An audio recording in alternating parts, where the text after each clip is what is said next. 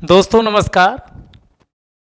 आज आपको एक और टॉपिक के साथ हम उपस्थित हुए हैं और एक टॉपिक का नाम है भारत की बहुउद्देशीय परियोजनाएं, जिसे मल्टीपर्पज प्रोजेक्ट्स के नाम से जाना जाता है। और यहाँ से भी आपके एग्जाम में क्वेश्चन पूछे जाते हैं। तो आइए हम शुरू करते हैं भारत की बहुउद्देशीय परियोजनाएं, और इसमें हम लोग समझेंगे कि कौन बहुउद्देशीय परियोजनाएं कौन हमारे लिए इम्पॉर्टेंट हैं तो बहुत, लेकिन जो इम्पॉर्टेंट है उसको हम इस वीडियो में तेजी के साथ रिवीजन करने वाले हैं। सबसे पहले नाम से ही यहाँ आपको स्पष्ट हो रहा होगा कि जो ये बहुउद्देशीय परियोजनाएं हैं इनका मल्टीपर्पज है। केवल एक उद्देश्य के लिए इनका इस्तेमाल नहीं किया जाता, बल्कि नाम से ही पता चल रहा है कि बहुउद्देशीय परियोजनाओं का इस्तेमाल कई क्षेत्रों में किया जाता है। जैसे जल विद्युत उत्पादन, यानी इसके माध्यम से बिजली का उत्पादन, पावर जनरेशन होता है, विद्युत का उत्पादन किया जाता। और सिंचाई के लिए क्या किया जाता है, यानी सिंचाई के लिए बहुउद्देशीय परियोजनाओं को इस्तेमाल किया जाता। इसके अलावा पेयजल, इसमें नहीं लिखा, हम लिख दे रहे हैं, पेयजल के लिए इसका इस्तेमाल होता है। मछली पालन के लिए बहुउद्देशीय परियोजनाओं का इस्तेमाल किया जाता, और साथ ही साथ पर्यटन यानी टूरिज्म के लिए भी किया जाता है, बहुउद्देशीय परियोजनाओं का इस्तेमाल किया जाता। तो आपके सामने लिखा हुआ है विद्युत उत्पादन के लिए, सिंचाई के लिए, पेयजल के लिए, पर्यटन के लिए और साथ में मछली पालन के लिए, इन सब पर्पज के लिए इस्तेमाल किया जाता है। और इसीलिए बहुउद्देशीय यानी इन योजनाओं को बहुउद्देशीय परियोजनाओं के नाम से जाना जाता है। इसी को इंग्लिश में मल्टीपर्पज प्रोजेक्ट के नाम से जाना जाता है। अब आप कहेंगे कौन से मल्टीपर्पज प्रोजेक्ट हमारे लिए भारत में हैं जो हमारे लिए इंपॉर्टेंट है। तो आज की क्लास में हम दामोदर घाटी परियोजना को आज हम लोग समझने वाले हैं, रिहंद बांध परियोजना को, चंबल प्रोजेक्ट को, हीराकुंड प्रोजेक्ट को, इंदिरा गांधी नहर परियोजना को, भाखड़ा नागल परियोजना को, टिहरी बांध परियोजना को, नर्मदा घाटी परियोजना को और सरदार सरोवर परियोजना को समझने वाले हैं। अब बिना देरी के अब इसी को एक एक उठाते हैं। सबसे पहले आपकी जो इम्पोर्टेंट है ये दामोदर घाटी परियोजना है। सबसे पहले ये भारत का मानचित्र है, और यहाँ ये वाले क्षेत्र में जो ये वाला पठार है इसी को किस नाम से जाना जाता, इसी पठार को छोटा नागपुर पठार के नाम से जाना जाता है। किस नाम से जाना जाता, इसे छोटा नागपुर पठार के नाम से जाना जाता है। तो छोटा नागपुर पठार से एक नदी का उद्गम होता है, इसी नदी को दामोदर नदी के नाम से जाना जाता। और यह यानी दो राज्यों में बहती है, यानी एक झारखंड हो गया और दूसरा वेस्ट बंगाल हो गया, पश्चिम बंगाल हो गया। तो दामोदर नदी का उद्गम कहां से होता, यह भी अलग से क्वेश्चन पूछा जा सकता है। तो मित्रों ध्यान रखिएगा, दामोदर नदी का उद्गम यानी छोटा नागपुर पठार से होता है, पश्चिम बंगाल और झारखंड में प्रवाहित होती है। और इसकी यानी इसका जो माउथ है वह हुगली नदी में जाकर के मिलता है। और इसी नदी को क्या कहा जाता, इसी नदी को सरो ऑफ बंगाल, बंगाल का शोक कहा जाता है, क्योंकि इस नदी के द्वारा बंगाल में फ्लड जैसी समस्या भी उत्पन्न होती है और बहुत सारा यानी जो भौगोलिक क्षेत्र है वो क्या हो जाता है, जलमग्न हो जाता है, जिससे जन धन और जीव जंतुओं, फ्लोरा और फाना सबको नुकसान होता है, यानी जान और माल दोनों को नुकसान पहुंचता है। तो आगे अब इसी परियोजना के सुचारू संचालन के लिए 1948 में एक क्या किया जाता है, ये आपके सामने लिखा, कौन सा, दामोदर घाटी निगम, दामोदर घाटी निगम कारपोरेशन का भी एक गठन किया जाता है। और इस पे इस नदी जो यहाँ से नदी निकलती है, ये नदी यहाँ ये ऐसे निकल रही है, तो इस नदी पर कई क्या बनाए गए हैं, जो ये नदी ऐसे ये निकल रही है तो इस पे 1 बांध, 2 बांध, 3 बांध, 4 बांध बने हैं। इन्हीं बांध को क्या कहा जाता, जो ये 4 बांध बनाए गए हैं इन्हीं को किस नाम से जाना जाता, तो इन्हीं बांधों को कोनार, मैथन, तिलैया, पंचेत, ये नाम ध्यान दीजिएगा। कोनार, कोनार, कोनार, तिलैया, मैथन, पंचेत, ये 4 नाम बिल्कुल ध्यान रखिएगा।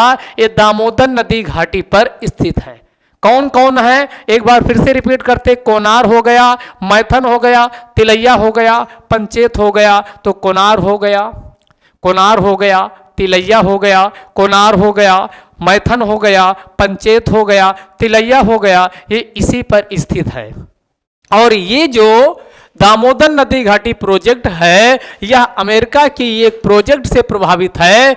यानी अमेरिका में टेनेसी नदी पर मल्टीपर्पज प्रोजेक्ट लॉन्च किया गया था, उसी को किस नाम से जाना जाता है, उसी को टेनेसी, उसी को किस नाम से, टेनेसी वैली परियोजना के नाम से जाना जाता, जो ये कहाँ की है, यूएसए अमेरिका की है। उसी के तर्ज पर भारत में भी यानी दामोदर नदी घाटी को लाया गया है। अब हम बात करें अगला, अगला हमारे लिए कौन सा इंपॉर्टेंट है, चंबल प्रोजेक्ट। तो ये सबसे पहले चंबल जो प्रोजेक्ट है ध्यान दीजिएगा, इसका उद्गम कहां से होता है, तो चंबल नदी का उद्गम कहां से होता है, तो ये मालवा के पठार से होता है। कहां से होता है, चंबल नदी का उद्गम मालवा के पठार से होता है। तो मालवा का पठार जो ये आपका भारत है, तो ये वाला जो मध्य प्रदेश यानी मध्य भारत वाला जो क्षेत्र है यहीं पर स्थित है। कौन, मालवा का पठार। कौन स्थित है, मालवा का पठार स्थित है। इसी मालवा के पठार से यानी ये मध्य प्रदेश में स्थित है। कहाँ स्थित है, मध्य प्रदेश में। तो ये मध्य प्रदेश में मालवा के पठार से, मध्य प्रदेश में मालवा के पठार से कौन सी नदी निकलती है, चंबल। और इस चंबल नदी पर यानी कौन, चंबल नदी पर 3 बांध बनाए गए और तीनों आपके एग्जाम के लिए मोस्ट इंपॉर्टेंट हैं। आप कैसे याद रखोगे, तो एक थे महाराणा प्रताप, और महाराणा प्रताप का नाम जरूर सुने होंगे, ये राजपूत थे और ये राजस्थान के थे। तो एक बांध बनाया गया जिसे किस नाम से जाना जाता, राणा सागर बांध के नाम से जाना जाता है। किस नाम से जाना जाता, राणा सागर बांध के नाम से जाना जाता। तो आप कभी कंफ्यूज नहीं होगे, यानी राणा सागर बांध है राजस्थान में है। और इन्हीं के सहयोगी आप कह सकते हो जवाहर। याद करने के लिए कोरिलेट कर लीजिए कि राणा का मित्र जवाहर था। राणा का मित्र कौन था, जवाहर था। तो जवाहर भी राजस्थान में है। तो जवाहर सागर और राणा सागर दोनों बांध कहां हैं, राजस्थान में है। और तीसरा है गांधी सागर बांध, इसी नदी पर। और तीसरा बांध कौन बनाया गया, तो ये नदी ऐसे निकलती हुई आती है, तो इस पे मध्य प्रदेश में यहां इसी पर कौन बना है, गांधी सागर। कौन बांध बना है, गांधी सागर बांध। तो ये गांधी सागर बांध कहां, मध्य प्रदेश में है। तो इस चंबल नदी पर 3 बांध हैं, 2 बांध राजस्थान के हैं। राजस्थान के बांध कौन है, राणा सागर। एक तरीका और याद करने का है, जैसे आप इसमें लिखते हो यानी जवाहर, जवाहर, तो यहां भी आर आ रहा, प्लस आर से अगला शुरू होगा राणा सागर। तो राणा में भी आर आ रहा, आर आर से दोनों निकाल दो तो ये कहाँ स्थित है, राजस्थान में है। जबकि गांधी में ऐसा कुछ रा नहीं आ रहा। तो दूसरे तरीके से भी याद कर सकते हो। ऐसा हम आपको इसलिए बताते हैं क्योंकि एग्जाम में क्या होता है, कंफ्यूजन। एग्जाम में क्या होता, कंफ्यूजन। तो कंफ्यूजन होगा तो सवाल गलत हो जाएगा। तो 3 बांध बिल्कुल ध्यान रखिएगा। कौन कौन, राणा सागर हमने आपको बता दिया, जवाहर, राणा सागर, जवाहर सागर दोनों बांध राजस्थान में है और गांधी सागर मध्य प्रदेश में है। एग्जाम में गलती मत करिएगा। और यह जो चंबल नदी है यह यमुना से कहाँ मिलती है? तो यूपी के इटावा जिले में। यमुना नदी से यूपी में, यानी जो यमुना नदी से इटावा में ये चंबल नदी मिलती है, चंबल नदी मिलती है। अगला हम देखते हैं हीराकुंड बांध। हीराकुंड बांध, तो ये आपका पश्चिम बंगाल हो गया। पश्चिम बंगाल के नीचे आइए तो ये आपका कौन हो गया? यानी उड़ीसा। पश्चिम बंगाल के नीचे आएंगे तो उड़ीसा, और इसी उड़ीसा राज्य में एक नदी बहती है जिसे किस नाम से जाना जाता? महानदी। किस नाम से जाना जाता? महानदी। और इस महानदी पर यानी विश्व का सबसे लंबा इसी पर बांध जो बनाया गया, इसे किस नाम से जाना जाता है? इसे हीराकुंड बांध के नाम से जाना जाता। तो ये कहाँ है हीराकुंड बांध? उड़ीसा में है। नदी पूछे तो महानदी है, और इसी को उड़ीसा का शोक भी कहा जाता है। और विश्व का सबसे लंबा बांध पूछा जाए तो ये हीराकुंड बांध है, जो किस पे है? यानी आपका महानदी पर उड़ीसा में स्थित है। अगला इंदिरा गांधी सागर परियोजना। इंदिरा गांधी सागर परियोजना, तो ये आप इसमें जो इसमें मानचित्र में ध्यान दीजिएगा, यहां से आपका ध्यान दीजिएगा तो ये सिंधु नदी, उसके बाद झेलम नदी, उसके बाद आपका कौन? तो ये चिनाब नदी, और नीचे से आइए तो सतलुज नदी, नीचे से सतलुज नदी। तो यहां पर आप देखिएगा कौन? ये सतलुज नदी हो गई। सतलुज नदी के बाद यानी ब्यास नदी, तो ये सतलुज नदी और ब्यास नदी इन्हीं के संगम पर, ये हो गई सतलुज, ये हो गई ब्यास नदी, इन्हीं के संगम पर पंजाब, यानी ये पंजाब राज्य है। तो पंजाब में स्थान कौन सा है? तो पंजाब में स्थान है कपूरथला। तो ये पंजाब के कपूरथला नामक स्थान पर, जहां सतलुज और ब्यास नदी आपस में मिलती हैं, यहां पर कौन सा बांध बनाया गया? यहां पर कौन सा बांध बनाया गया? यहां पर हरिके बैराज, हरिके, इसे यूपीएससी में भी क्वेश्चन आ चुका है। हरिके बांध बनाया गया, और इसी हरिके बांध से एक नदी इधर निकली है, एक नहर परियोजना निकाली गई। जो ये नहर इधर निकाली गई, इसी को इंदिरा नहर के नाम से जाना जाता है। इंदिरा नहर के नाम से जाना जाता, और यह विश्व की विशालतम सिंचाई परियोजना है। इंदिरा गांधी नहर से विश्व में सबसे ज्यादा सिंचाई की जाती है। अगला है भाखड़ा नागल प्रोजेक्ट। भाखड़ा नागल प्रोजेक्ट सतलुज नदी पर स्थित है, और यह भाखड़ा व नागल नामक दो बांधों का, यानी दो बांधों को मिलाकर के इसका निर्माण किया गया। और इससे कौन कौन से भाखड़ा और नागल, यानी इसको आप भास से याद रखिएगा। भास संस्कृत के क्या हुए? विद्वान भी हुए हैं। तो ये आपका भाखड़ा हो गया। भाखड़ा नागल किस नदी पे है? सतलुज नदी पर है। और इससे लाभ कौन पाता है? तो इससे आप शॉर्टकट में क्या याद रखोगे?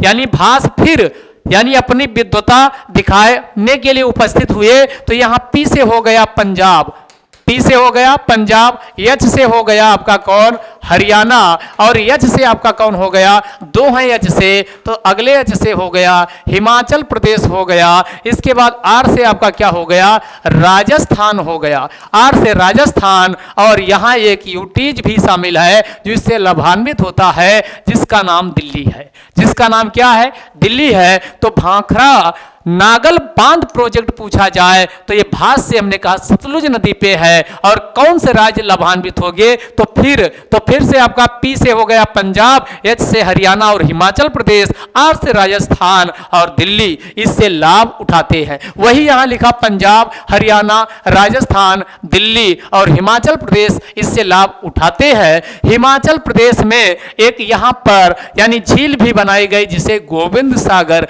झील के नाम से जाना जाता है। और विश्व का सबसे ऊंचा गुरुत्वीय बांध यही है। जो ये क्या है? ये विश्व का सबसे ऊंचा गुरुत्वीय बांध का भी इससे दर्जा दिया गया है। अगला है नर्मदा नदी घाटी पर प्रोजेक्ट। ये भारत की 5वीं सबसे लंबी क्या है? नदी घाटी प्रोजेक्ट है, अरब सागर में गिरने वाली सबसे लंबी नदी है नर्मदा नदी। आप इसमें ये आपका क्या हुआ? भारत, ये यहां पर कौन है? अमरकंटक, अमरकंटक पठार। और इस अमरकंटक पठार से जो ये नदी इधर बहती है, इसी को किस नाम से जाना जाता? नर्मदा नदी के नाम से जाना जाता है, नर्मदा नदी के नाम से जाना जाता। और यहां पर ये वाला जो सागर है, ये किस नाम से जाना जाता? इसे अरब सागर के नाम से जाना जाता है। तो ये अरब सागर में अपना जल गिराती है और यह अरब सागर में गिरने वाली सबसे लंबी नदी है।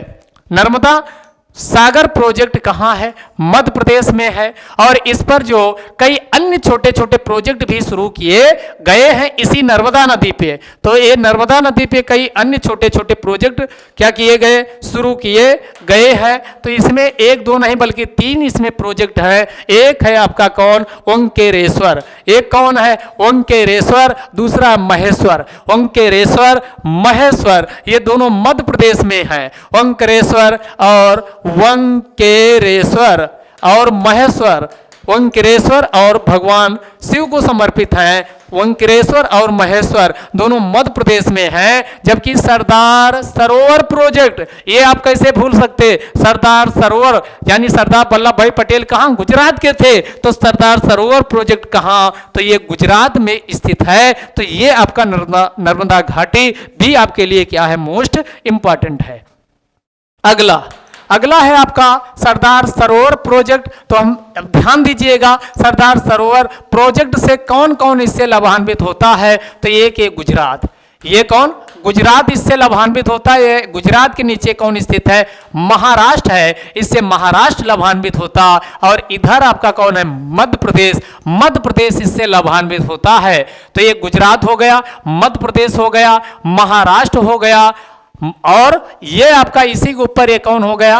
राजस्थान। तो 4 राज्य है, राजस्थान, गुजरात, महाराष्ट्र, मध्य प्रदेश, जो सरदार सरोवर प्रोजेक्ट से क्या होते हैं? लाभान्वित होते हैं। और सर्वाधिक लाभ इससे कौन उठाता? गुजरात। और सबसे कम इसको लाभ किसको मिलता है? मध्य प्रदेश को इसमें सबसे कम लाभ मिलता है, यानी सर्वाधिक नुकसान मध्य प्रदेश को होता है।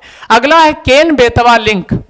केन बेतवा लिंक ये काफी चर्चा में थी, क्योंकि अभी केन नदी को बेतवा नदी से क्या कर दिया गया? लिंक कर दिया गया। तो आपका क्वेश्चन पूछेगा किसका पानी किसमें भेजा जाएगा? तो आप गांव में जो दूध कैन में भर के, यानी जो दूध ले जाने वाले बेचने वाले होते, वो कैन का इस्तेमाल करते हैं। कैन में दूध भरते, आप कैन में पानी भी भर दीजिए। तो आप ऐसे याद रखिए, जिसके पास दूध या पानी पर्याप्त मात्रा में होगा वही दूसरे को क्या करेगा? यानी उसको क्या कर सकता? दूसरे को दे सकता। तो ऐसे हमने क्या बताया? यानी जो दुधहा होता है, गांव में दुधहा बोलते हैं, तो दुधहा जो केन में पानी या दूध भरता है वो बेचने के लिए, तो यहाँ केन का पानी किसमें जाएगा? केन का जो पानी है वो किसमें? बेतवा नदी में भेजा जाएगा। इस बात को भी आप ध्यान रखिएगा। इसकी शुरुआत 2005 में की गई थी और दोनों केन और बेतवा यमुना की सहायक नदियां हैं और ये 221 किलोमीटर इनकी लंबाई है। और इससे मध्य प्रदेश का एक कौन सा है? पन्ना टाइगर रिजर्व, वो भी काफी जलमग्न होने के, यानी इसमें क्या संभावनाएं व्यक्त की गई, जिसका स्थानीय लोगों से लेकर पर्यावरण जो विद है उनके द्वारा भी विरोध किया गया है। तो ये भी आप ध्यान रखिएगा। अगला रिहंद बांध परियोजना, ये कहां स्थित है? तो रिहंद बांध परियोजना ये सोनभद्र जिले में है। आप यूपी का मानचित्र बनाएंगे तो ये वाला जो जिला सबसे लास्ट वाला है, ये कौन है? ये आपका सोनभद्र जिला है। इसी सोनभद्र जिले में एक नदी बहती है जिसे रिहंद के नाम से जाना जाता है। तो ये रिहंद जो बांध प्रोजेक्ट है वो कहां है? सोनभद्र में है। और ये आपकी किस नदी पे है? तो ये आपका रिहंद पूछा जाए तो ये आपका सोन और सोनभद्र से ये सोन निकाल लीजिए। तो ये सोन की सहायक नदी पर है। सोन की सहायक नदी है जिसे किस नाम से जाना जाता? रिहंद के नाम से जाना जाता है। तो सोन की सहायक नदी पर है और इसी पर गोविंद बल्लभ पंत सागर झील बनाई गई और यह भारत की सबसे लार्जेस्ट मानव निर्मित झील का भी इसे दर्जा प्राप्त है। अगला है कोसी परियोजना। कोसी परियोजना याद कीजिए, जो कोसी नदी आती है ये तिब्बत है, तो इसका उद्गम कोसी नदी का कहां से होता? तिब्बत के पठार से। कहां से होता है? तिब्बत के पठार से होता है। तो तिब्बत के पठार से, और ये कहां पहुंचती है? बिहार। तो बिहार में पहुंचकर ये फ्लड जैसी समस्या उत्पन्न करती, तबाही लाती है। इसीलिए कोसी नदी को बिहार का शोक कहा जाता है। और बिहार के भागलपुर में गंगा से मिल जाती है। और नेपाल में इस पर हनुमान, कौन सा? नेपाल में इस पर हनुमान नगर बांध भी बनाया गया है। तो ये आपका आज का था जो मल्टीपर्पज प्रोजेक्ट थे, वो इंपॉर्टेंट कंप्लीट हुआ। अगले वीडियो में फिर मिलेंगे, तब तक के लिए जय हिंद, जय भारत।